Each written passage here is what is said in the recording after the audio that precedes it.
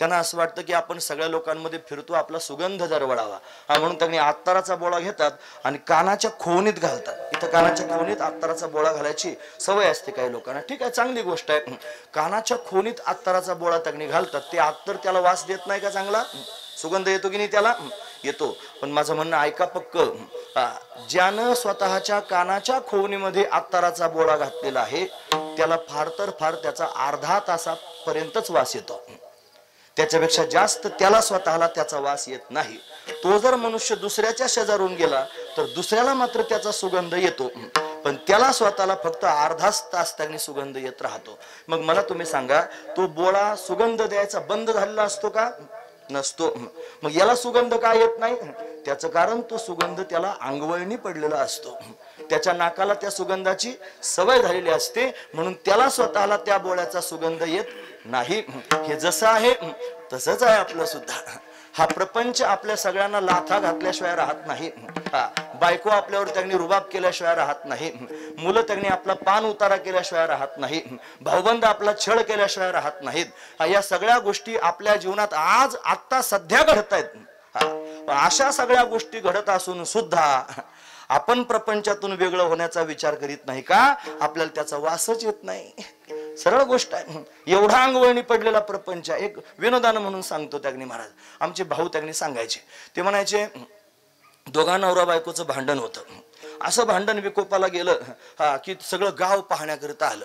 बरं, आल्यानंतर बाईनं दम काढावा की नाही पदर खोवून भांडण करत होती आणि अशी भांडली त्याच्याबरोबर. त्याला त्यांनी म्हणली, तुझं असं झालं, तुझं तसं झालं, तुझं आमकं उचललंच म्हणली डायरेक्ट. आता काय असेल ते तुम्ही तुमचं पाहून घ्या. एवढं सगळं म्हणली ती, सगळ्या लोकांच्या समोर म्हणली. असं म्हणल्यानंतर एक सज्जन मनुष्य होता, त्याला वाटलं एवढी बाई नवऱ्याला बोलते लोकांच्या समोर, याला काय वाईट वाटत असेल. त्यांनी ती बोलून निघून गेली आणि मग हा सज्जन ग्रहस्थ त्याच्याजवळ गेला, नवऱ्याजवळ. त्याला म्हणला, जास्त काळजी करू नका, फार विचार करू नका, असं होतच असतं, प्रपंच आहे, सगळ्या लोकांना त्यांनी भांडण करावंच लागतं, प्रपंचात भांडणं होतच असतात. असं सगळं बोलून झाल्यानंतर तो नवरा त्या माणसाला समजून सांगला, हो म्हणला, थांबा. म्हणे काय? तुमचा काहीतरी गैरसमज होतोय. म्हणे काय गैरसमज झाला? तर शिव्या तर सगळ्यांच्या समोर दिल्या होत्या. विठोबा रखुमाई विठोबा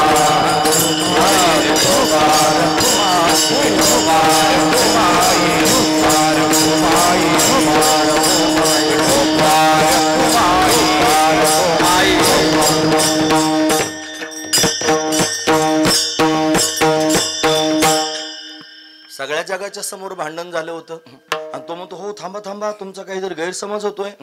म्हणे काय गैरसमज होतो? तो सज्जन म्हणा लागला नवऱ्याला. मग तो नवरा म्हणला, ती जरी भांडत असली, जरी वाईट बोलत असली, तरी ते मनाने फार चांगली आहे. फार चांगली आहे मनानं. इथंच पाणी पितं घोडं, इथंच ते मूर्त महाराज पाणी, इथंच डाळीत काळा आहे. हा महत्वाचा विचार आहे. तो प्रपंच एवढा त्याने आपण अंगाला लावून घेतलेला आहे की आपल्या स्वतःलाच त्याच्यातून बाजूला होण्याची इच्छा निर्माण होत नाही. म्हणून तुम्ही जाणून घ्या की हा त्याने असणारा प्रपंच, दोन प्रकारचा प्रपंच, तीन प्रकारचा प्रपंच सांगतो. एक जो आपल्याला माहिती आहे तो आधी सांगतो, तो भांड्या कुंड्याचा प्रपंच. पती पत्नी घरदार संपत्ती त्यांनी सगळं, याला पण लोक प्रपंच म्हणतात. माझा मोडका प्रपंच काही लोक म्हणतात, काही लोक म्हणतात आमचा थाटातला प्रपंच आहे. असं प्रत्येकाचा त्यांनी प्रपंच स्वतंत्र वेगवेगळा आहे. हा प्रपंच सगळ्या लोकांना कळतो. याच्या व्यतिरिक्त मी तुम्हाला दोन प्रपंच सांगतो. एक आहे त्यांनी समष्टी प्रपंच आणि दुसरा व्यष्टी प्रपंच. व्यष्टी प्रपंच म्हणजे काय? हे जे शरीर आहे हे शरीर सुद्धा प्रपंचच आहे महाराज. याला प्रपंच म्हणतात, शरीरालाच प्रपंच म्हणतात. याच्यामध्ये त्यांनी पंचमहाभूत आहेत. हे पंचकृत पंचमहाभूतांच्या 25 तत्वांपासून हे शरीर तयार झालेलं आहे. पंचमहाभूतांचं पंचीकरण झालं आणि त्या पंचीकरणापासून त्यांनी हे शरीर आपल्याला प्रत्यक्ष पाहायला मिळत आहे. हे जे शरीर आहे हे त्यांनी अन्नमय कोश आपल्याला पाहायला मिळतो आहे. याच्या आतमध्ये प्राणमय कोश आहे, त्याच्या आतमध्ये मनोमय कोश आहे, त्याच्या आतमध्ये विज्ञानमय कोश आहे, त्याच्या आतमध्ये आनंदमय कोश आहे. पंचकोश त्याच्या आतमध्ये पाहायला मिळतात. जसं हे शरीर आहे त्याच्या आत अजून एक शरीर आहे, त्याला सूक्ष्म शरीर असं म्हणतात. ते अपंचकृत पंचमहाभूतांच्या 17 तत्वांपासून झालेलं आहे. जे सूक्ष्म शरीर आहे त्याच्या आत अजून एक शरीर आहे, त्याला कारण शरीर असं म्हणतात. जे अज्ञानामुळे त्यांनी प्रत्यक्ष प्रतीतील येतं. मी कोण आहे हे आपल्याला माहित नाही, पण स्वतःच्या स्वरूपाचं जे अज्ञान आहे त्यालाच कारण शरीर असं त्यांनी म्हणावं. तेच जन्माला कारण ठरतं. त्याच्या आत अजून एक शरीर आहे, त्याला महाकारण शरीर म्हणतात. ते महाकारण शरीर म्हणजे काय? श्रीगुरु आपल्या जीवनामध्ये आले आणि श्रीगुरूंनी आपल्याला त्यांनी उपदेश केला, तत् त्वम असी ते ब्रह्म तू आहेस असं त्याने सांगितलं. तत्वमस्यादी महावाक्यांचा उपदेश झाला की मग आपल्याला कळतं की अहम ब्रह्मास्मी, मी ब्रह्म आहे, हा बोध अंतकरणामध्ये ठसावला जातो. म्हणून अहम ब्रह्मास्मी इत्याकारक असणारी जी वृत्ती आहे त्या वृत्तीलाच महाकारण शरीर असं म्हणतात. मी ब्रह्म आहे हा जो भाव आहे त्यालाच महाकारण शरीर म्हणावं. त्याच्या आत अजून एक शरीर आहे परमामृतात त्यांनी सांगितलं वर्णन करून मुकुंदराजांनी. कोणतं शरीर? त्याला अतिकारण शरीर म्हणायचं. हे अतिकारण काय आहे? इथं तरी मी ब्रह्म आहे असा भाव आहे, त्याच्यात मी आलं की नाही? पण मी जिथं जोडला ते महाकारण शरीर आहे आणि त्यातला मी गळून गेला आणि अहम ब्रह्म अस्मी त्याच्यातला अहम गेल्यानंतर ब्रह्म अस्मी, ब्रह्म आहे ही जाणीव शिल्लक राहणं हा अतिकारण शरीर आहे महाराज. ही जाणीव सुद्धा परमतत्वात पदार्पण करण्याकरिता अडथळा निर्माण करते. महाराज म्हणतात जाणू जाता जाणीव घाली आडफाटाव, म्हणून ब्रह्मास्मी ही जाणीव आहे, ती जाणीव सुद्धा त्यांनी आडफाटा निर्माण करते. म्हणून त्या परमतत्वात जर जायचं असेल, त्याच्या रंगात जर स्वतःला रंगायचं असेल तर हे जे 5 शरीर मी तुमच्या समोर सांगितले हा प्रपंचच आहे. हे 5 कोश मी तुमच्या समोर सांगितले, अन्नमय, प्राणमय, मनोमय, विज्ञानमय, आनंदमय कोश हा प्रपंचच आहे. हा प्रपंच ओसरून जावा आणि वृत्ती आत्मस्वरूपाच्या ठिकाणी लीन होऊन जावी, हा दिव्य असणारा भाव आहे. तोच पांडुरंग परमात्म्याच्या स्वरूपामध्ये केलेला प्रवेश आहे महाराज. हा महत्वाचा विचार आहे. म्हणून आपली दृष्टी त्यांनी तिथं जाऊन निवृत्त व्हावी. म्हणून त्यांनी ती दिव्य असणारी वृत्ती आपली त्यांनी तिथं जाऊन निवृत्त व्हावी. वृत्ती हे निवृत्त झाली जनन दिसे तेथे मी माझे हरपले, ठाई जेथेच्या तेथे अदृश्यतेची झाले, काही दृश्य जे होते सुखे मी निजलोगा, शून्य सारोनी तेथे. सगळी प्रमाण आपल्या सर्वांची पाठ आहेत. सहज मी अंधळागा निज निराकार पंथे, वृत्ती हे निवृत्त झाली जनन दिसे तेथे मी माझे हरपले, ठाई जेथेच्या तेथे अदृश्यतेची झाले, काही दृश्य जे होते सुखे मी निजलोगा, शून्य सारोनी तेथे. टाकिली पात्र झोळे धर्म अधर्म आशा, कोल्हाळ चुकविला त्रिगुणाचा ओळसा, घेऊन आला दान. काय पुढे? न मागे भेका आता हाची झाला बरवसा. म्हणून सगळी प्रमाण आता लांबलंच गाभंग आहे, तेवढा कुठं पाठ आहे माझा. पण वस्तुस्थिती अशी आहे की खऱ्या अर्थानं हाच प्रपंच आहे.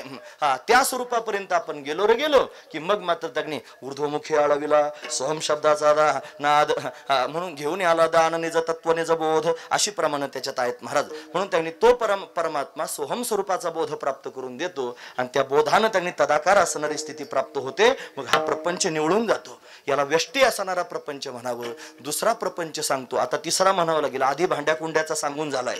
दुसरा प्रपंच म्हणजे शरीर रूपी प्रपंच आणि तिसरा प्रपंच म्हणजे संपूर्ण दिसणारं जगत. हे जगत सुद्धा त्यांनी प्रपंचच आहे. म्हणून हे त्यांनी समष्टी प्रपंच आहे. याच्यात सगळी माणसं दिसत आहेत, सगळं जग आपल्या डोळ्यासमोर दिसत आहे. हे दिसत आहे म्हणून आपण त्रासात आहोत महाराज. सगळ्यात मोठा त्रास हे आपण पाहतो आहोत म्हणूनच आहे. जर ज्ञानाच्या भूमिकेत पदार्पण करून जर त्यांनी जाणार असाल तर एक भूमिका आहे ज्ञानाची, त्याला पदार्थाभाविनी म्हणावं. पदार्थाभाविनी नावाची ज्ञानाची भूमिका आहे. जसं शुभेच्छा, सुविचारणा, तनुमानसा, सत्वापत्ती, असंसक्ती, पदार्थाभाविनी, मग तुर्यग असणारी अवस्था 7 ज्ञानाच्या भूमिका सांगतात. त्याच्यामध्ये पदार्थ अभाविनी नावाची एक अवस्था आहे. हे दिसणारे पदार्थ पदार्थ रूपानं प्रतीतीला येत नाहीत, तर हे दिसणारे पदार्थ परमात्म रूपानं प्रतीतीला येतात. म्हणजे हे पदार्थ संपून जातात आणि परमात्माच दिसायला सुरुवात होतो. कोणाला?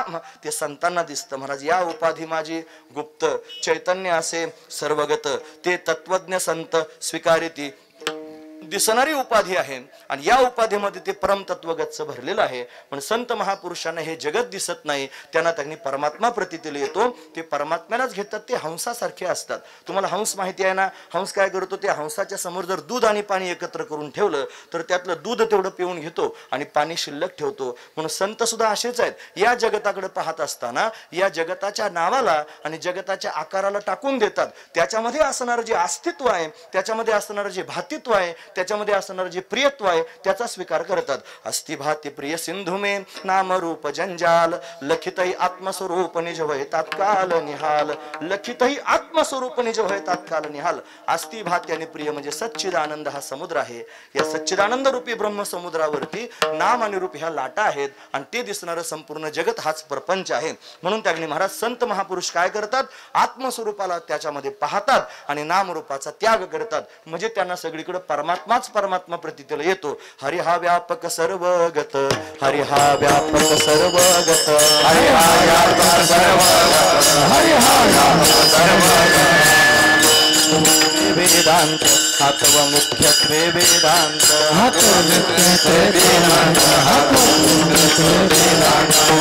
चिंतनासे चित्त चिंतनासे चित्त चिंतनासे चित्त चिंतनासे चित्त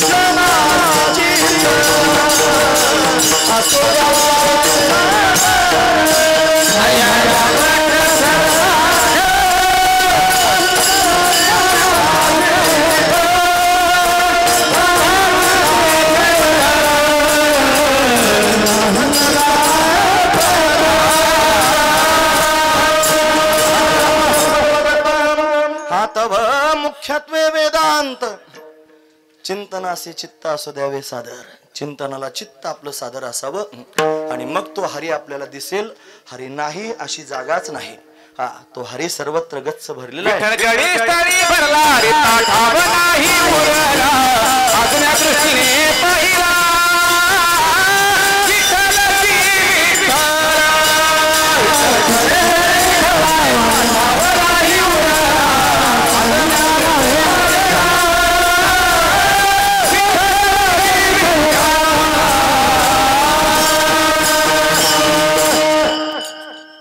विठ्ठल स्थळी भरला रिता ठाव नाही उरला अजिम्या दृष्टीने पाहिला विठ्ठलाची विठ्ठल आपण ही सगळी प्रमाण रोज म्हणत असतो रोज ऐकत असतो कधी कधी मला प्रश्न पडतो महाराज की जगद्गुरु तुकोबारायांनी ज्ञानोबारायांनी नाथांनी सगळ्या संतांनी एवढे अभंग लिहून ठेवले हे लिहिले कशाकरिता फक्त चाली लावण्याकरिता लिहिले की त्याच्यानुसार आपली चाल बदलण्याकरिता लिहिले हा महत्वाचा विचार आहे आपण सर्वजण माझ्या सगट आपण फक्त त्या प्रमाणांना चाली लावतो आपली चाल मात्र आपण त्या प्रमाणांसारखी बदलत नाहीत हा महत्वाचा विचार म्हणून आपण आपली चाल बदलावी म्हणून सगळीकडे परमात्माच आहे ही माणसं दिसतात नाही माणसं नाहीत परमात्माच आहे हा मंडप दिसतो ना मंडप नाही परमात्माच आहे सगळ्या ठिकाणी परमात्माच परमात्मा आहे पण हे सगळं आपल्याला दिसतंय जे दिसतं त्याला प्रपंच म्हणावं आणि ते ज्याच्यावर दिसतं त्याला परमात्मा म्हणावं त्याला पांडुरंग म्हणावं हा महत्वाचा विचार 3 प्रपंच मी तुम्हाला सांगितले एक तुम्ही ऐकतात ना पण सर्वजण सांगा बरं कोणते सांगितले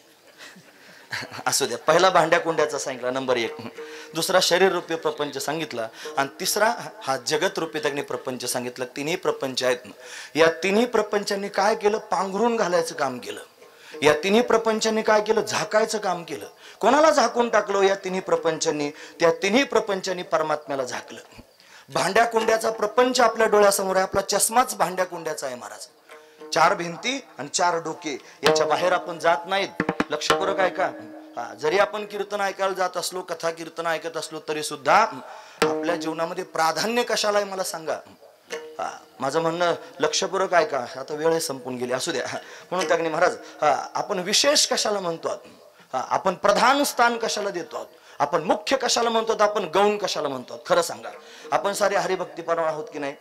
आपण जर स्वतःला हरिभक्तीपरायण समजतो तर हरिभक्तीपरायण असणाऱ्या माणसानं प्रपंच जास्त वेळ करावा का परमार्थ?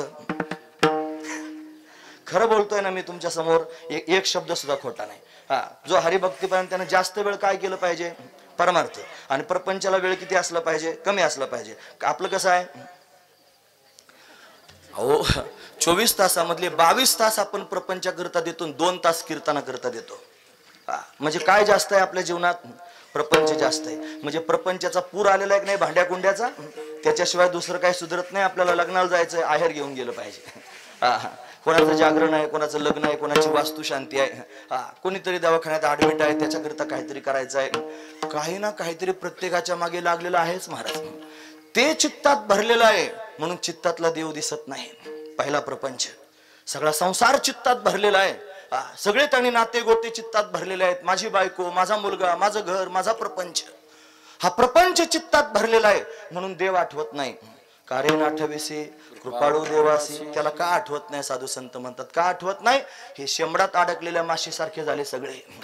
त्या माशीला 4-5 पाय असतात, 5-6 असतील कदाचित, मी काही मोजून पाहिले नाही. पण शेंबडावर जर जाऊन बसली, जरा बिभत्स रस आहे.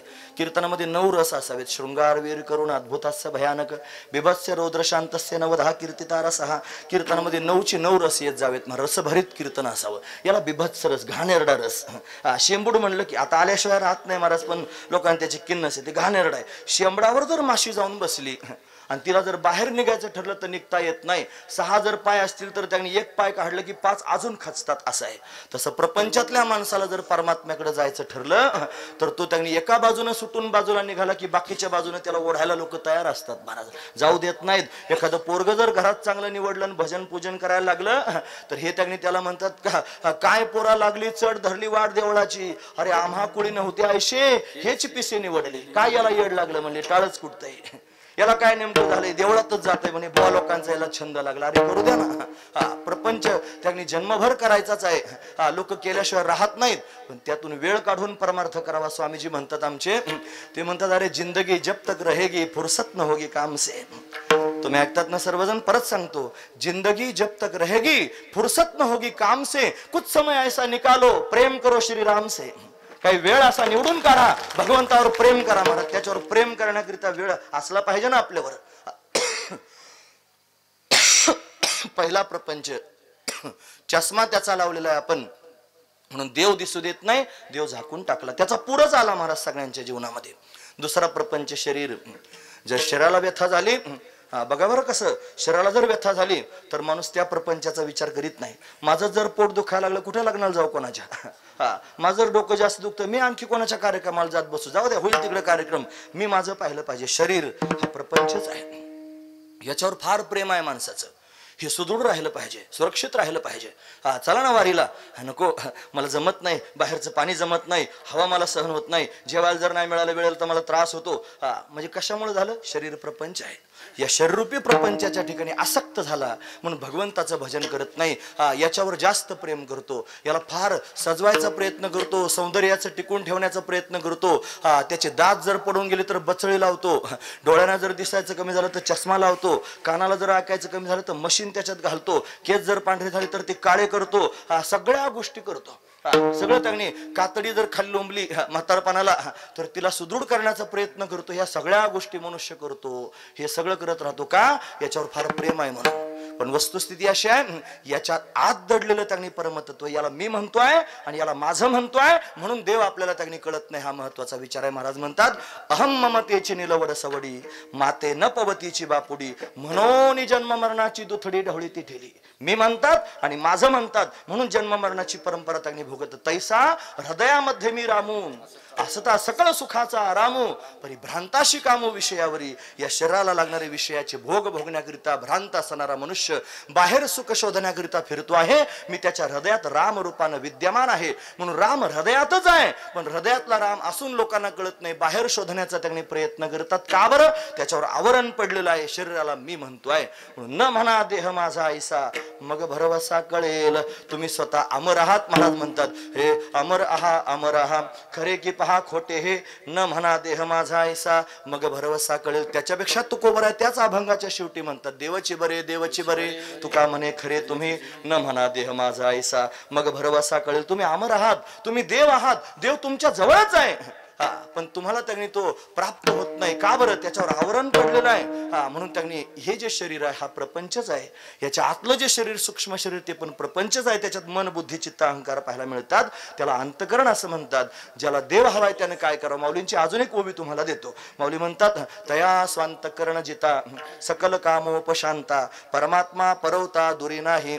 म्हणून तया स्वांतकरण जिता, ज्यानं स्वतःचं अंतकरण जिंकलेलं आहे, ज्यानं सगळं काम अंतकरणातलं संपवून टाकलेला आहे. परमात्मा त्याच्यापासून वेगळा नाही, परमात्मा त्याच्या जवळच आहे. दिसत का नाही? शरीररूपी प्रपंच त्याच्यावर त्यांनी दडलेला आहे. म्हणून जसा शरीरामध्ये आत्मरूपानं परमात्मा विद्यमान आहे, तसं दिसणारं जे संपूर्ण जगत आहे हा पण प्रपंचच आहे. हा समष्टी असणारा प्रपंच आहे. याच्या कणाकणात परमात्मा वास्तव्य करतो आहे. शास्त्र असं म्हणतं की या संपूर्ण जगताला परमात्मा अधिष्ठान आहे. महत्वाची गोष्ट सांगतो. आणि दिसणारं जगत हे परमात्म्यावर अध्यस्त आहे. आणि शास्त्रवचन असं आणखी सुद्धा आहे की अध्यस्त पदार्थ हा अधिष्ठान रूप असतो. अध्यस्त पदार्थ हा अधिष्ठान रूप असतो. या न्यायानं संपूर्ण जगत ब्रह्मरूपच आहे. पण ते ब्रह्मरूप आपल्याला दिसत नाही. आपण त्याला जगत या रूपानं त्यांनी पाहतो. एक उदाहरण सांगतो म्हणजे कळेल. भजन करा. विठोबा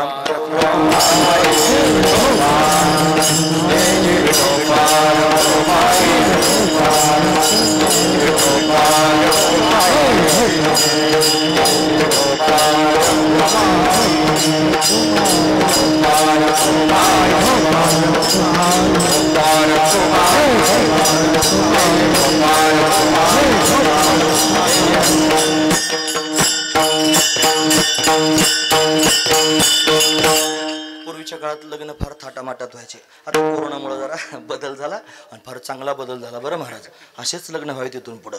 काय त्या फटाकड्यात पैसे घालवता लोक, औषध पिऊन नाचतात. ते औषध काय सोपं आहे का प्यायचं तरी? कुठून कुठून आणतात, उन्हात नाचतात. लग्नाची वेळ 12:30ची असते आणि लग्न 4:30 वाजता लागतं आणि उन्हात नाचतात महाराज. कशाने नाचतात? काही विशिष्ट असणारं औषध आहे महाराज. मला माहित नाही ते कोणतं आहे ते, पण ते औषध पिलं की उन्हाचा परिणाम होत नाही. मग त्यांना असं वाटत नाही की लेकर बाळ अजून उपाशी असतील, लग्न लागायला वेळ आहे, त्या नवरा नवरीचं जेवण पुढे कुठं जायचं आहे काही त्याने कळत नाही महाराज. हे की नाही? लग्न थाटामाट जाऊ दे, तिने मला सांगायचं म्हणजे वेळ संपून जाईल ना.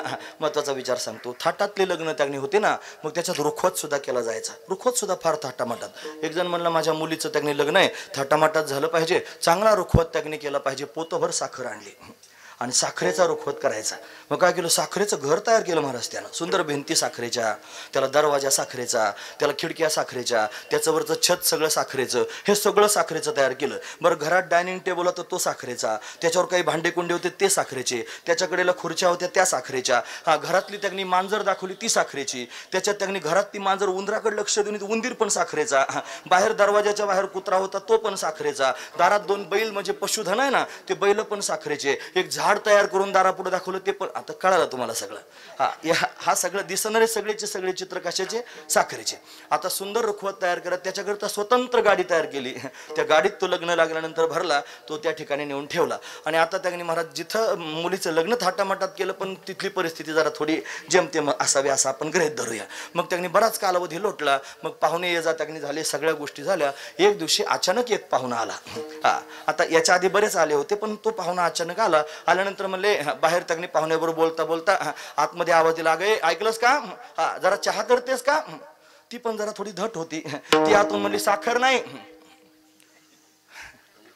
तो मला उंदीर टाक. पाहुणे म्हणले, उंदराचा चहा? प्रेमाचा चहा ऐकलं होतं, अजून वेगवेगळे चहा ऐकले होते, उंदराचा चहा. मग काय झालं? उंदराकडे पाहुणे पाहायला लागले. उंदीर सगळ्यांना उंदीर दिसत होता, पण वस्तुस्थितीत उंदीर नव्हता, ती साखर होती. बरोबर आहे? सगळे लोक पाहिले होते. ते म्हणायचे, किती सुंदर घर आहे, किती सुंदर छत आहे, किती सुंदर टेबल आहे, किती सुंदर बैल आहेत, किती सुंदर झाड आहे.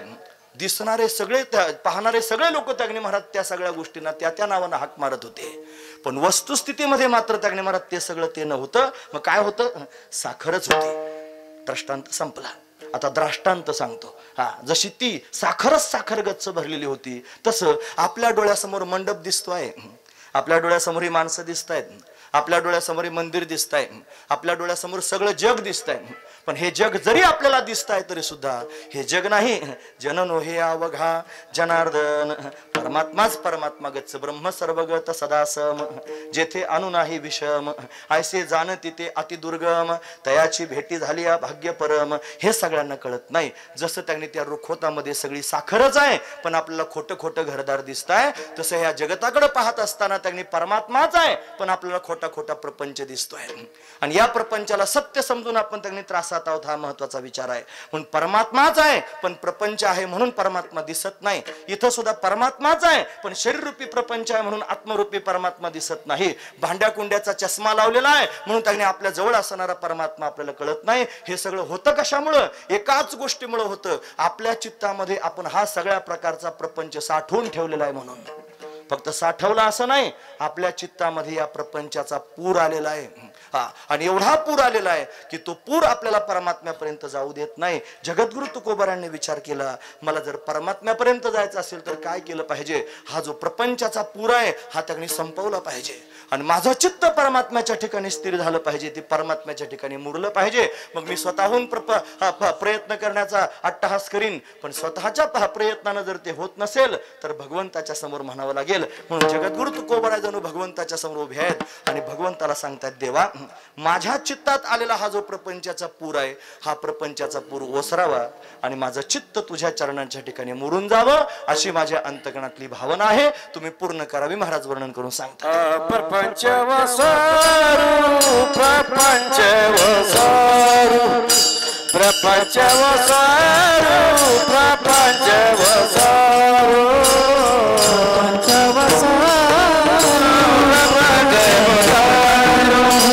प्रपंच वसारू, प्रपंच वसारू, प्रपंच वसारू, प्रपंच वसारू, प्रपंच वसारू, प्रपंच वसारू,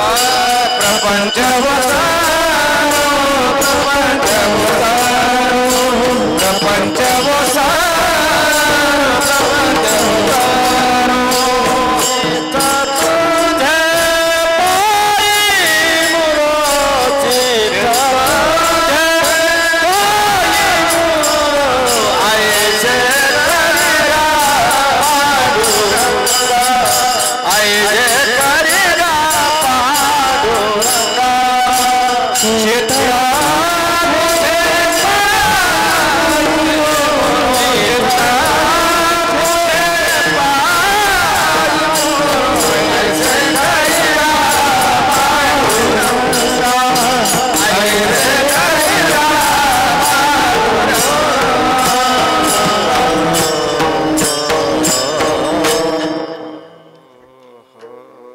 प्रपंच वसरो, चित्त तुझे पायी मुरो, माझं चित्त तुझ्या चरणांच्या ठिकाणी मुरावं, अशी भगवंताच्या समोर याचना करत आहेत. देवा हा प्रपंच स्वसामर्थ्याने घालवता येत नाही, स्वतःच्या सामर्थ्यानं हा घालवता येत नाही. हे शरीररूपी प्रपंच आहे ना, हा घालवण्याकरिता देवाजवळ विनंती करतात, देवा एक उपकार कर माझ्यावर. तुकोबाराय म्हणतात, हे देवा आता ऐसा करी उपकार, देहाचा विसर पाडी मज. देह म्हणजे प्रपंच. मग काय होईल? तरीच हा जीव सुख पावे माझा, बरे केशराजा कळवाले, तरच मला सुख प्राप्त होणार आहे. लोक ध्या साधू संत ध्यान करतात की नाही महाराज? योग मार्गाने गेले तरी विसरच पाडावं लागेल, ज्ञान मार्गाने गेले तरी विसरच पाडावं लागेल, आणि भक्ती मार्गाने गेले तरी विसरच पाडावं लागेल. पण असं आहे, ज्ञानानं विसर पडत नाही, अहंकारच दाट होतो. योगानं विसर पडतो पण तात्पुरताच पडतो. हा, योगी पुरुषाला ध्यान करता करता समाधी लागली की फार तर फार तासभर समाधी लागेल, अर्धा तास 2 तास समाधी लागेल, तेवढा पुरतीच समाधी लागते. त्याच्यातून जागा झालं की जेवायला मागतो. ऐकतात ना तुम्ही सर्वजण? विसर पडला की नाही? पडला, पण तात्पुरताच पडला. ज्ञानी पुरुष जर त्यांनी स्वतःच्या अहंकाराला त्याच्यात विलीन करील परमात्मा स्वरूपामध्ये, तर त्याला जगताचा विसर पडेल. पण त्याच्यात अहंकार दाट होतो आणि मग नवल अहंकाराची गोठे, असं आहे ना, विशेषण लगे अज्ञानाचे पाठी, सज्ञानाचे झोंबे कंठी, नाना संकटी नाचवी. म्हणून त्यांनी ज्ञानी पुरुषांना एखादाच क्वचित असा ज्ञानी सापडतो की ज्याच्या ठिकाणी अहंकार होत नाही महाराज. मग ज्ञान कशाकरिता प्राप्त करायचं? जे अहंकार घालवणारच आहे. मौली ज्ञानोबराय वर्णन करून सांगतात. ते म्हणतात ना, का फळलिया तरुची शाखा, सहजे भूमीसी उतरे देखा, तैसे जीव मात्रा शेखा खालावती जे. फळलिया तरुची शाखा म्हणजे झाडाला जर फळ आलं, ज्या फांदीला फळ आलं ती फांदी सहज जमिनीच्या दिशेनं वागते. तसं ज्याच्या जीवनामध्ये ज्ञानरूपी फळ आलं, ज्याला दृढ अपरोक्ष ज्ञान झालं, तो सहजच सर्व भूतमात्रांच्या ठिकाणी वागतो. त्याच्याजवळ अहंकार पाहायला मिळत नाही, पण असा विरळ असतो महाराज. महत्वाची गोष्ट आहे. मग विसर कशानं पडेल? मग सांगतात, शास्त्र असं म्हणतं की क्रियेनं नाश होत असतो. तुम्ही ऐकतात ना सर्वजण? महत्वाचा मुद्दा सांगतो. क्रियेनं नाश होत असतो, ज्ञानानं बाध होत असतो, आणि विसर जर पडायचा असेल तर प्रेमानं पडत असतो. पण प्रेम हे विसर पाडण्याला कारण आहे महाराज. पण प्रेम जर आपल्या अंतकरणात निर्माण झालं भगवंताविषयीचं, तर सगळ्या जगाचा विसर पडतो. म्हणून देवा, हे सगळं जगत दिसतंय, हा प्रपंच मला दिसतोय, हा प्रपंच माझ्या हृदयामध्ये चित्तामध्ये माझ्या पूर आलेला आहे प्रपंचाचा. हा प्रपंचाचा पूर निघून जावा आणि माझं चित्त तुझ्या चरणांच्या ठिकाणी त्याकडे मुरावं जाणोनी निनते करी माझे मन तुझी प्रेम खून देऊनिया. मग मी व्यवहारी असे न वर्तत जेवी जळा आत पद्मपत्र, असं त्याकडे आहे. म्हणून त्याकडे मी व्यवहारात जरी वागताना दिसत असलो तरी जसं कमळाचं पान पाण्यावर त्याकडे दिसतं पण ओलं होत नाही, तसा मी त्याकडे प्रपंचात दिसेल पण प्रपंच मला चिकटणार नाही. म्हणून तुझं प्रेम मला त्याकडे दे. ते प्रेम अतिशय महत्वाचं आहे. तरीच हा जीव सुख पावे माझा, बरे केशिराजा कळवाले. मला हे चांगल्यापैकी कळालं. पण हे तिन्ही प्रकारचे प्रपंच संपून जावेत, तेव्हा परमात्म्याचं स्वरूप प्राप्त होईल. म्हणून भगवंताच्या समोरच त्यांनी मागणी मागायला सुरुवात केली, देवा हा प्रपंच वसरून जावा. आता तुम्ही ऐकतात ना सर्वजण? आता आपण आपलं पहा, आपल्या चित्तात कोणत्या प्रपंचाचा पूर आहे? तुकोबराय म्हणतात. आता खरं तर तुकोबराय कशाचा पूर हो महाराज? तुकोबरायांच्या चरित्रात त्यांनी जर तुकोबरांचं चरित्र बघा, मग तुम्हाला कळेल की प्रपंचाचा पूर होता का. त्यांचे शब्द अजून सांगतो. तुका म्हणे कटू वाटतो प्रपंच, रोकडे रोमांच कंठदाटी. ही अवस्था तुकोबरायांची. तुकोबरायांनी अवस्थेचा परमार्थ केला. श्रेष्ठ असणारी अवस्था परमार्थातली प्राप्त झाली. नाठवून देह पायाचे चिंतन, अवसान ते क्षण नाही मध्ये, अशी अवस्था तुकोबरायांना प्राप्त झाली. म्हणजे ते त्याच्या पलीकडे आहेत महाराज. प्रपंचाचा काहीच, प्रपंचाविषयी बोलूच नका म्हणतात महाराज. प्रपंचाचे विषयी नका वदो मजपाशी, अशी त्यांची अवस्था आहे. मग हे कशाकरिता लिहून ठेवलं? मग आपण आहोत ना सगळे, आपली भूमिका घेऊन बोलतायत, हा महत्वाचा विचार आहे. बऱ्याच वेळेला साधू संत भूमिका घेऊन बोलत असतात. ते म्हणतात, मिथवानाथ अपराधी कर्महीन मतिमंद बुद्धी, तुझं मी आठविले नाही कधी वाचे कृपानिधी माय बापा, असं त्याने आपण म्हणतो. मग विवरण करून वर्णन करून सांगणारा मनुष्य सुद्धा सांगतो, तुकाराम महाराज अनाथ होते, तुकाराम महाराज अपराधी होते. काय अपराध केला होता? आणि ते म्हणजे त्यांचंच म्हणणं आहे मी अनाथ. अरे तसं नाही बाबा, त्याने भूमिका घेतली. सामान्य असणाऱ्या जीवानं भगवंताच्या समोर कसं बोलावं? सामान्य असणाऱ्या जीवानं संतांच्या समोर कसं बोलावं? मग भूमिका कळायला नको का? म्हणून ते त्यांनी अशा पद्धतीने तुम्ही बोला, म्हणजे त्यांनी भगवान प्रसन्न होईल, म्हणजे संत प्रसन्न होतील, हा त्यातला भाव आहे. तसं हा अभंग सुद्धा त्यांनी असाच आहे, भूमिका घेऊन बोलणार आहे. वास्तविक पाहता तुकोबरायांचं चित्त परमात्म्याच्या ठिकाणी एकरूप झाले. त्यापेक्षा अजून सांगतो, तुका भासला मानवी वेशधारी, परिहा लीला विग्रही निर्विकारी. तो परमात्माच तुका, विष्णू नाही दुजा. तुकोबराय आणि विष्णू परमात्मा दोन नाहीतच मुळात. मग का म्हणतात? आपल्याला कळण्याकरिता म्हणतायत. आपण काय करावं? आपण पांडुरंगाच्या समोर जावं आणि विनंती करावी, देवा मला तुझ्यापर्यंत यावंसं वाटतं, मला तुला प्राप्त करून घ्यावंसं वाटतं, मला तुझं दर्शन व्हावंसं वाटतं, तुझ्या स्वरूपामध्ये एकरूप व्हावंसं वाटतं, पण काय करू? हा प्रपंच माझ्या चित्तात घर करून बसलेला आहे, तो मला बाजूला काढता येत नाही. म्हणून एकांतात कधीतरी भगवंताबरोबर बोला. इथून आपण बोलायला सुरुवात केली होती. आणि एकांतात बसून देवाला आपलं अंतकरण प्रगट करून सांगा, देवा की या गर्दीतून मला स्वतःहून बाजूला येता येत नाही, तू माझ्यावर कृपा कर.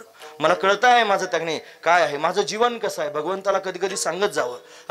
ऐकतात ना तुम्ही सर्वजण? देवाला म्हणावं, हे माझे मज कळो येते अवगुण, काय करू मन अनावर, आता आड उभा राहे नारायणा, दया सिंधुपणा साच करी, वाचावदे परी करणे कठीण. कंबर बांधल्यानंतर बोलायला फार अवसान येतं, फार छाप करून घ्यावीशी वाटते, लोकांवर वजन मारून घ्यावं असं वाटतं. वाचावदे परी करणे कठीण, इंद्रिया अधीन झालो देवा, देवा इंद्रियांच्या अधीन झालो रे. म्हणून आता तू एक काम कर. काय कर? तुका म्हणे तुझा जैसा तैसा दास, नधरी उदास माय बापा. देवा मला उदास धरू नकोस, मी जसा आहे तसा तुझा दास आहे, तुझा सेवक आहे, मला तुझं करून घे, हा त्यातला भाव आहे. म्हणून देवाच्या समोर तुकोबर आहे अभंगातून तेच सांगतात, देवा प्रपंच ओसरावा, माझा चित्त तुझ्या पायाच्या ठिकाणी स्थिर व्हावं आणि मला दुसरा कशाचाच छंद त्यांनी नसावा, फक्त तुझा छंद असावा. जगाच्या रंगामध्ये त्यांनी मला रंगायचं नाही, मला तुझ्या रंगात रंगून त्यांनी जायचं. म्हणून असं काहीतरी कर देवा, जेणेकरून तुझ्या शुद्ध रंगामध्ये मी रंगून जाईल. महाराज ऐसे करी गा पांडुरंगा, ऐसे करी गा पांडुरंगा, ऐसे करी गा पांडुरंगा, ऐसे करी गा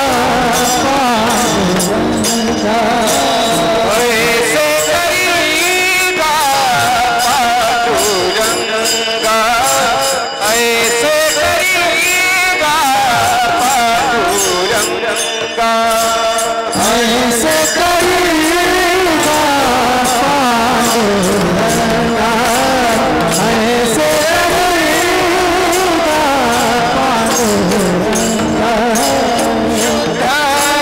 पांडुरंगा. शुद्ध रंगा बाबे रंगा, शुद्ध रंगा बाबे रंगा, ऐसे करीगा पांडुरंगा, ऐसे करीगा पांडुरंगा. शुद्ध रंगा बाबे रंगा,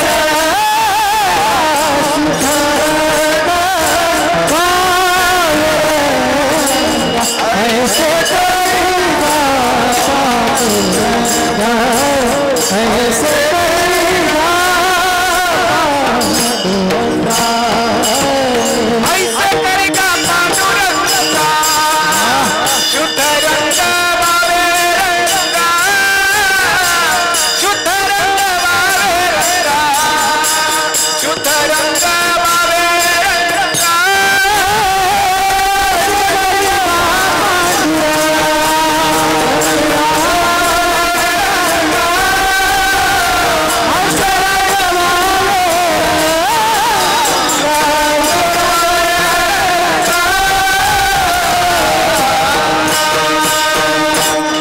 ऐसे करिगा पांडुरंगा, शुद्ध रंग वावे रंगा. देवा असंच कर आणि तुझ्या शुद्ध रंगामध्ये मला रंगवून टाक. आणखी प्रमाण मला सांगता येतील. जनाबाई म्हणतात, माझा रंग तुझे गुणी, म्हणे नामयाची जणी, माझा रंग तुझ्या गुणात असावा, माझं जीवन तुझ्या रंगात रंगून जावं. मीराबाई म्हणतात, हे हरे ना रंगाऊंगी मैं, लाल ना रंगाऊंगी, अपने ही रंग में रंग दे चुनरिया, श्याम पिया मोरी रंग दे चुनरिया. देवा हरे न रंगाऊंगी मैं, लाल न रंगाऊंगी, अपने हे रंग में रंग दे चुनरिया, तुझ्या रंगात रंगवून टाक. त्याचं नावच आहे महाराज पांडुरंग. पांडुरंग तो दिव्य असणारा जगाचा मालक आहे. त्याच्या रंगात आपण रंगून गेलो पाहिजे.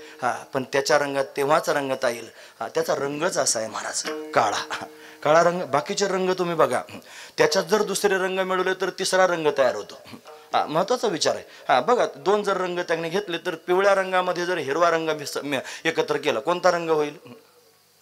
पोपटी रंग होईल. होईल की नाही? म्हणजे दोन रंग जर एकत्र केले वेगवेगळे तर त्याच्यात त्यांनी तिसरा रंग तयार होऊ शकतो. पण काळ्या रंगात कोणताही रंग मिळवा, तो रंग काळा होईल. हा महत्वाचा विचार आहे. पण माझा पांडुरंग हा त्याने ठाईचाची काळा, अनादि बहु काळा, त्याने लावी याला चाळा वेदा शिवमाय, वेदाला चाळा लावणारा हा काळा. आणि त्याच्या रंगात जर आपण त्याने रंगायचं ठरलं तर दुसऱ्या कोणाचाच रंग आपल्यावर चढणार नाही. म्हणून आपण हे रंग मे रंग दे चुनरिया, देवा तुझ्या रंगात मला रंगवून टाक. देवाच्या रंगात रंगण्याकरिता पण धाडस लागतं महाराज. त्याच्याकरिता सुद्धा माणूस पुरुषार्थी असावा लागतो. कारण त्याच्या रंगात रंगण्याकरिता बाकीचे रंग सोडून द्यावे लागतात. बाकीचा कोणताच रंग त्याला सहन होत नाही, त्याला कोणताच रंग सहन होत नाही. तो म्हणतो बाकीचे सगळे रंग सोडून दे. तो नुसता प्रापंचिक लोकांसारखा आहे देव माझा.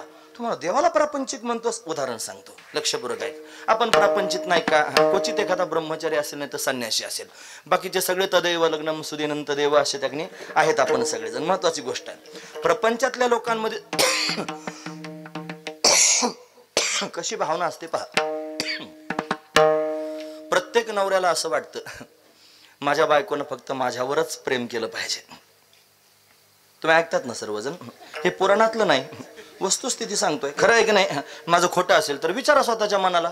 जर पती असाल कोणाचे तर विचार करा, असं वाटतं का माझ्या बायकोनं माझ्यावर पण प्रेम करावं, थोडं दुसऱ्यावर पण करावं? कधीच वाटत नाही. हे नवऱ्यांचं तरी थोडं प्रमाण कमी आहे. बायकांना विचारा, त्यांना असं वाटतं त्यांनी म्हणजे नवऱ्यांच्या आणि बायकांच्या भावना सारख्याच आहेत. बायकांना असं वाटतं माझ्या नवऱ्यानं माझ्यावरच प्रेम करावं, नवऱ्यानं असं वाटतं माझ्या बायकोनं माझ्यावरच प्रेम करावं. हे जसं संसारात आहे तसं देवाला सुद्धा वाटतं माझ्या भक्तानं फक्त माझ्यावरच प्रेम करावं, दुसऱ्या कोणावरच प्रेम करू. मग आपण असं बोलणं ऐकल्यानंतर काय निष्कर्ष करायचा? आपल्या मनाबरोबर बोलायचं आणि आपल्या मनाला विचारायचं, मना अजून कोणाकोणावर प्रेम करतोस? अजून कोणाकोणावर प्रेम करतोस? लाज वाटते महाराज कंबर बांधून बोलायची. खरं सांगतो, लाज वाटे म्हणा. तुझा मनविता दास इथं फार पोपटासारखं बोलता येतं कंबर बांधून लोकांच्या समोर, पण ज्यावेळेला असे मुद्दे समोर येतात त्यावेळेला लाज वाटते. माझं अंतकरण खरकट आहे हो, जे विषयानं बरबटलेलं आहे. आणि विषयावरही प्रेम करतोय, बायका मुलांवर पण प्रेम करतोय, देवावर पण प्रेम करतोय. देव काय म्हणत असेल? मूर्खा, लोकांना फसवशील, मला कसा काय फसवशील? लोकांना फसवता येईल महाराज, लोकांच्या समोर छाप करून घेता येईल, पण सर्वज्ञ असणाऱ्या परमात्म्याला कसा फसवू? मला त्याला फसवता येत नाही. मी माझी वस्तुस्थिती सांगतोय. आता मी माझं खरं सांगितलं ना, आता तुम्ही तुमचं तपासा. मी खरं सांगतोय, मी माझं लोकांच्या समोर जाहीर सांगितलं की नाही, तुम्ही तुमचं अंतकरण तपासा. सांगू नका कोणाला, पण मनाला विचारा, मना कोणावर प्रेम करतोस? आणि अजून मन जर बायका पोरांवर प्रेम करीत असलं, अजून मन जर धनमानावर, प्रतिष्ठेवर, वैभवावर, बँक बॅलन्सवर प्रेम करीत असलं, तर पक्क लक्षात ठेवा, आपण भगवंताच्या रंगात रंगत नाहीत. त्याच्या रंगात जर रंगायचं असेल तर बाकीचे रंग सोडून द्यावे लागतील.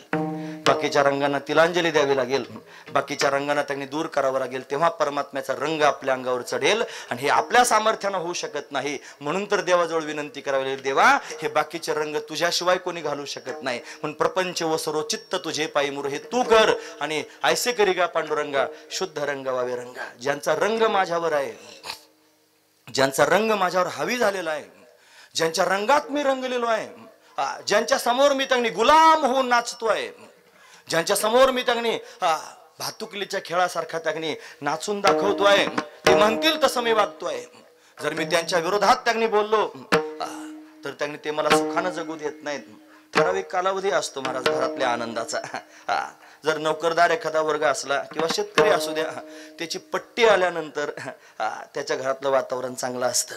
बरोबर आहे ना? नोकरदार जरी असला तरी सुद्धा जो प्रमाण सांगतो, हे बघा कीर्तनकाराने आता प्रमाणात बोललं पाहिजे, नाही तर बला येण्याची दाट शक्यता केस होते कीर्तनकारांवर. आता हा महत्वाचा विचार आहे. म्हणून प्रमाण टाकण्याचा, जोवरी चळन गा तवरे म्हणती माझा, मानेती लहान थोर देह सुखाची या काजा, इंद्रिय मावळली आला बागुला जा, कैसा विपरीत झाला तोच देह नव्हे तुझा. कुठपर्यंत लोक प्रेम करतात? जोपर्यंत तुम्ही चलन घरी आणून देता तोपर्यंत यांचं प्रेम आहे महाराज.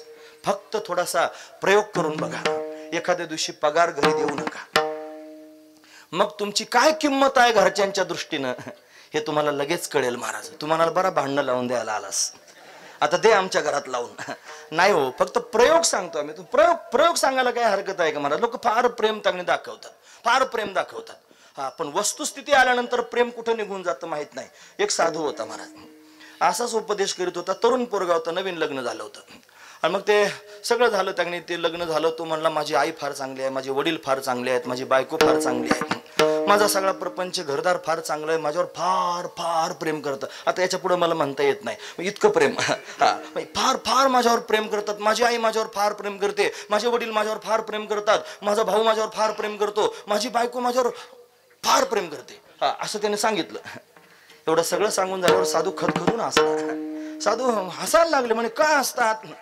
वेड्या, हे सगळे तुझ्यावर प्रेम करीत नाहीत रे. नाही मला फार प्रेम करतात. म्हणलं थांब मग तुला प्रयोग पाहायचा का? म्हणे प्रयोग करायचा. तुला मी काही साधना सांगतो. मग त्याला पूरक कुंभक रेचक करायला शिकवलं आणि शिकून प्राणायाम चांगल्यापैकी जमला. बराच वेळ श्वास रोखून धरण्याची कला त्याला आली महाराज. बराच वेळ श्वास रोखून धरायची कला आली. तो म्हणला आता जमलं तुला हे, आता असं करायचं, घरी जायचं आणि घरी जाऊन त्याने बराच वेळ श्वास रोखून धरायचा आणि श्वास रोखून धरला की घरच्या लोकांना वाटेल गेले, असं वाटेल. असंच झालं महाराज. त्यानं श्वास रोखून धरला, घरचे लोक म्हणले गेले. असं आकांत करू लागले महाराज. भयंकर आकांत सुरू झाला. आई आईच्या परीने रडती आहे, बाप बापाच्या परीने रडतो आहे, बायको बायकोच्या परीने रडते आहे. सगळे रडू लागले, आकांत करू लागले. मग इतक्यात साधू महाराज आले. साधूनं समजून सांगितलं होतं आधी सगळं काय प्लॅन करायचं ते. मग मी येईल म्हणले. साधूनं त्यांनी सगळ्या रडणाऱ्या लोकांनी सांगितलं रडू नका, तुमचा मुलगा गेलेला आहे, तुम्हाला फार वेदना आहेत, मला त्याला जिवंत करता येऊ शकतं, लगेच त्याला जिवंत करून देतो. साधू म्हणला हो बाबा लवकर लवकर जिवंत करा. तसं नाही म्हणले, तुम्ही जेवढे रडत आहात ना त्याच्यातले एकाला मारावं लागेल. कोणीतरी एकानं माझ्याकडे औषध आहे, ते औषध त्यांनी देतो ते प्या. एक जण मरेल आणि हा लगेच जिवंत होईल. कोणी मरायचं लवकर सांगा. आईला म्हणले तू फार रडते आहेस, घेते का औषध? ती म्हणले मी घेतलं असतं पण तो होईल जिवंत. पोरांचं काय सांगावं, म्हाताऱ्याकडे नाही पाहिलं परत पुढं मग काय करायचं? माझ्याशिवाय कोण आहे म्हाताऱ्याला पाहायला? मला जमणार नाही. म्हातारा म्हणे तू पी, तू फार रडतोयस, तुझा मुलगा आहे. तो म्हणला मला नाही जमणार. का बरं? मी जर मेलो आणि हिला कोण पाहिलं आता मग? हे जर समजा बायको आपल्या बायकोला घेऊन चांगला तिकडे राहायला लागला आणि हिला जर पाहिलं नाही कोणी मग काय, माझ्याशिवाय कोण आहे तिला? आता तो पण पित नाही. बायकोला म्हटले तू फार रडतीयस, तू पी ना थोडंसं औषध. ती म्हणली औषध पिऊन मी मरून जाईन आणि हा जिवंत होईन, दुसरी बायको करेल, माझा मरून काय उपयोग होईल? सरळ एक पण मराल तर हा ऐकतोय, सगळं ऐकतोय. आई नको म्हणते, बाप नको म्हणतो, बायको नको म्हणते, कोणीच त्यांनी मरायला तयार नाही. आणि मग साधू म्हणले आता जागा हो आणि तू सांग तुझ्यावर कोण प्रेम करतं? तुम्ही ऐकता सर्वजण, हे सगळे स्वार्थाचे आहेत. मी खरं सांगतोय, हे सगळे स्वार्थाचे, सारे भामटे आहेत महाराज. हे सगळे तुमच्या काहीतरी तुम्ही देत आहात म्हणून तुमच्यावर प्रेम करतायत. तुम्ही द्यायचं बंद करून बघा, तुमच्यावरचं प्रेम बंद होऊन जाईल.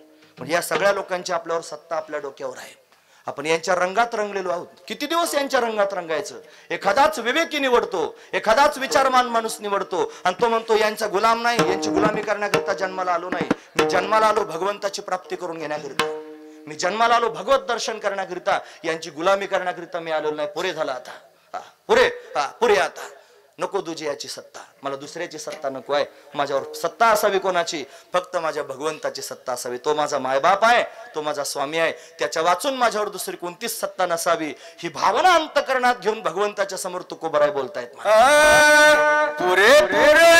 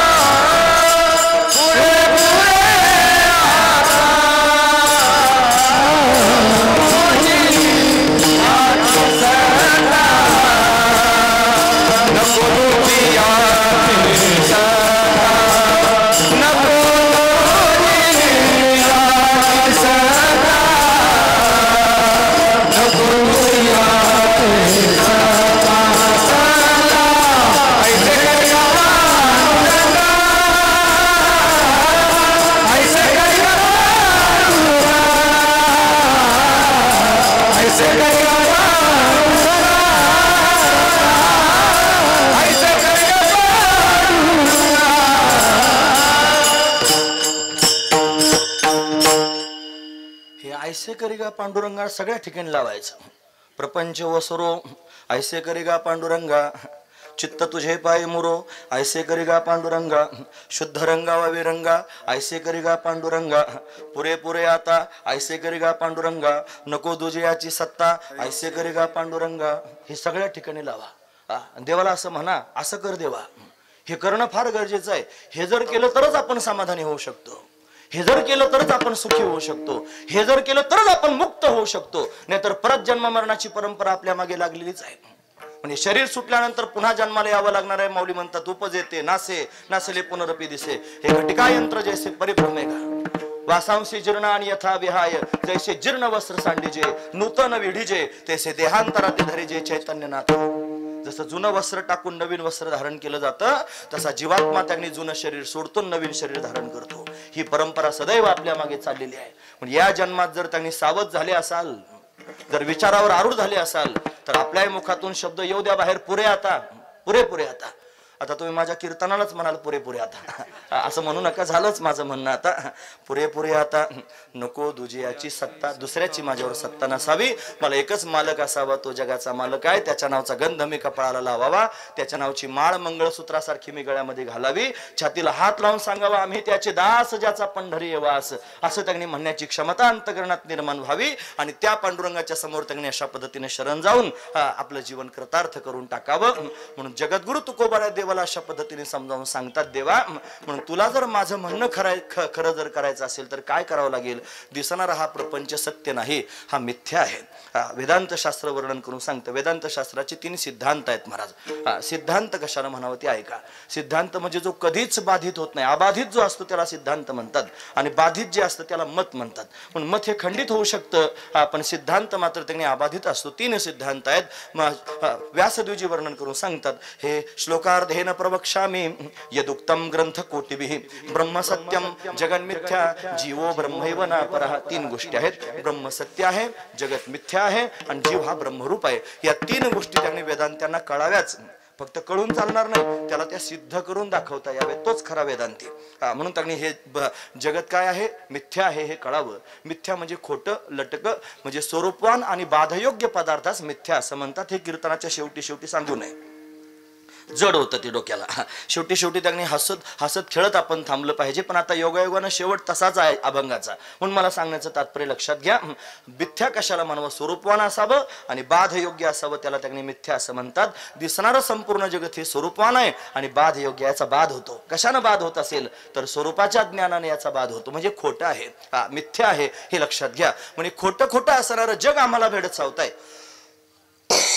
म्हणून नाथ महाराज म्हणतात, आवरी आवरी आपुली माया, आम्हा का भयाभीत केले, उगीच आम्हाला का घाबरून दिले, खरं नाहीच म्हणा, ते सगळं खोटं आहे, हे लटकं आहे.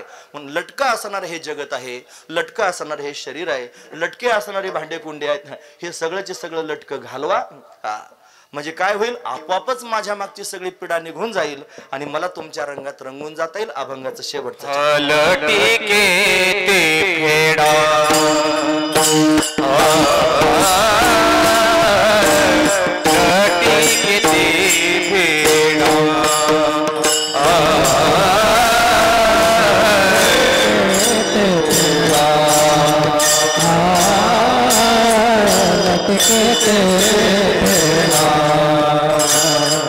तुका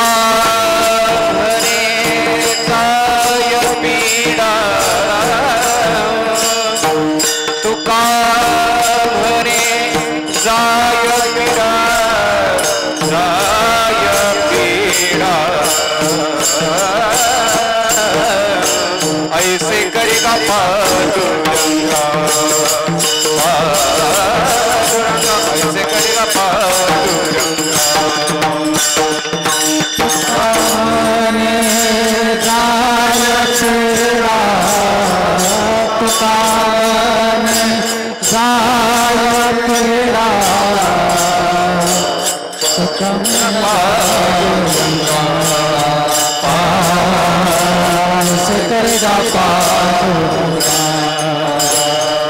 शुद्ध रंग भावे रंगा,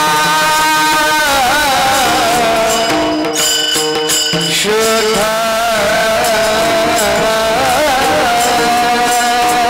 रंग भावे, शुद्ध रंग भावे.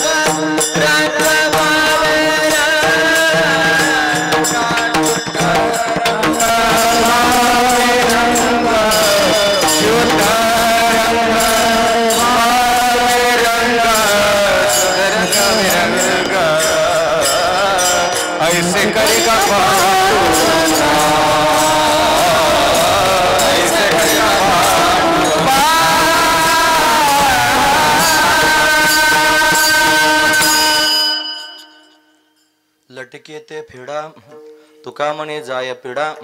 दिसणारा हा प्रपंच उपाधी रूप आहे आणि भगवंताच्या ठिकाणी कोणती उपाधी नाही, तो उपाधीहून वेगळा आहे.